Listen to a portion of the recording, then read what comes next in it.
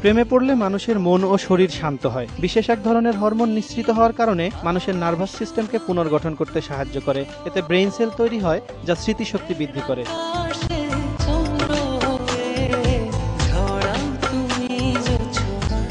যদি কেউ তার কাঙ্ক্ষিত মানুষটির সঙ্গে কথা বলে তাহলে তার হার্টবিট 3 গুণ বেড়ে যায়। গবেষণায় দেখা গেছে এমন ক্ষেত্রে শরীরে স্বাভাবিকের চেয়ে বেশি মাত্রায় রক্ত চলাচল করে, যা স্বাস্থ্যের জন্য ভালো।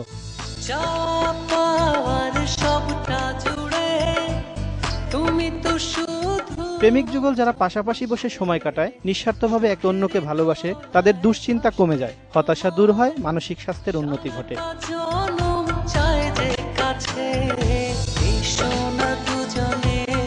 যাদের মনে ভালোবাসা নেই তাদের ইমিউন, এন্ডোক্রাইন ও কার্ডিওভাস্কুলার সিস্টেম ক্ষতিগ্রস্ত হয় বলে জানিয়েছেন মার্কিন the institute of research on unlimited লাভ।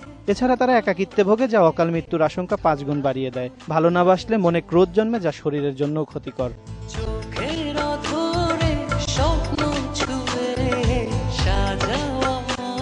ভালোবাসা এক মহা ঔষধের নাম। ভালোবাসায় জন্ম নেয়া এন্ডোরফিন নামের হরমোন শরীরের ত্বককে নরম ও মসৃণ করে, বাড়ায় মুখের সৌন্দর্য।